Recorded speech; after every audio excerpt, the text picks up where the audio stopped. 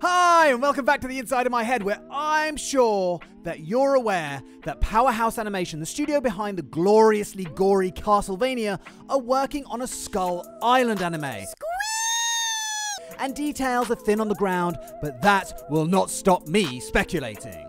Anyway, before we go on, make sure to smash that like button and subscribe if you want more Monsterverse vids for your eyeballs. Put them in my ass, put them in my ass. Now, the plotline says that this new anime centers on yet another crew who shipwreck on Skull Island. So it could just be following a group attempting to escape the island like in Kong Skull Island, or it could be more of an anthology like Tales from Year Zero was, or like Birth of Kong was, actually, where with the crew visiting sites around the island and learning more about its history and the events from its past. So regardless of the who's, where's, what's and when's, here are 5 elements that I'd want to see more of. 5.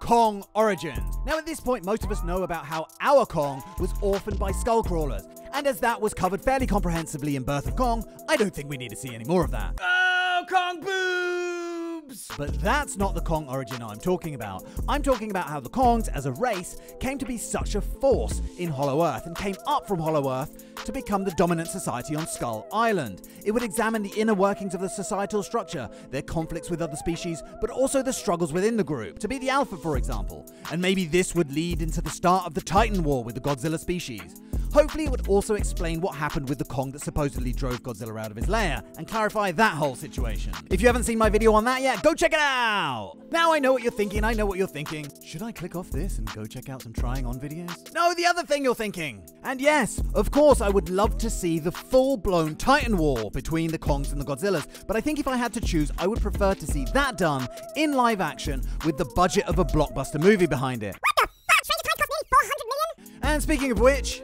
I'm going to do a follow-up video called 5 Things I Want to See in Son of Kong, so make sure you keep an eye out for that. Anyway, depending on what aspect of the story the anime chooses to focus on, the origins of the Kong species would probably turn out to be just flashbacks, which to me is just not enough time to explore such a fascinating subject. But if it's that or nothing, I'll take it. Number 4, Camazotz.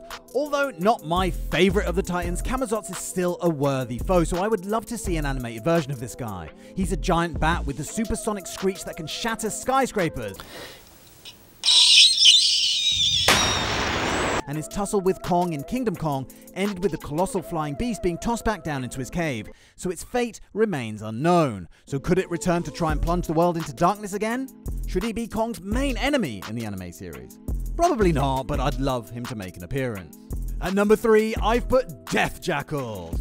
I had thought about putting Death Jackals as my number 1, because I really do like these vicious cannibalistic pack animals who gnaw off their own limbs if they get hungry, but as they're only really a threat to the humans in the story and not really a threat to Kong himself, I put them lower on the list. What is she saying? Oh. I love their exposed spines covered in a mane of porcupine spikes that's supposedly as sharp as razor wire, but like I said, Kong usually makes short work of them. Unless, what if there's a colossal death jackal in the same way that the skullcrawlers have a colossal alpha? At number 2, the Psycho Vulture. The Latin name for this thing is Vultura insanus, and it's no wonder. Just think about it. A winged, bat-like predator that could be the first animal to exhibit signs of psychopathy. Although, to me, that title should also go to the Death Jackals. But anyway, the Psycho Vulture is a creature of pure aggression that's been known to attack its own kind, and that seems to kill for pure pleasure. So this thing doesn't just kill for food, as it eats both meat and vegetables. It doesn't kill because another creature accidentally wandered into its territory like some other animals do. This is the Patrick Bateman of the animal kingdom. To Elvis Costello, but I think Huey has a far more bitter, cynical sense of humor. It's got a wingspan of 9 feet. It's got thermal vision that enables it to locate hot-blooded prey at night. It also uses echolocation. And to top it all off, according to this panel in Birth of Kong, it can blast electrical charges out of its mouth. So that's definitely something I want to see. Some unsuspecting crash survivor getting blasted with mouth lightning and just exploding all over the place. Please, please, please include the Psycho Vulture. Now before I give you my number 1, just one notable mention goes to the Spirit Tiger, who I was going to include on this list just on account of the fact that I want to see what it can do. It's definitely not my brand of vodka, but I always keep an open mind, and if it turned out to be a total badass, I'd be like, cool. But then I did a Google image search and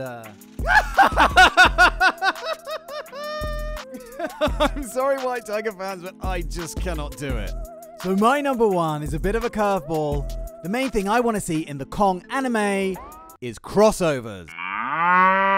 Shh, it's okay, Molly, it's okay. She's very protective. I would love to see this anime open the door for other elements from the Godzilla side of the Monsterverse to make an appearance. Can you imagine if Camazotz was flapping around like it owned the place when suddenly out of the sun a pissed off Rodan dive-bombed him into the side of a mountain? What if this shipwrecked crew found another Mothra egg? What if Skull Island held further clues to the origin of Ghidorah? Who wouldn't want to see what Tiamat could do against a Warbat? Oh, and did you know that the Warbats were initially supposed to have like an electrical tail? And of course, if you do open that crossover door, which I think is probably fairly unlikely, to be honest, we could see the big man himself.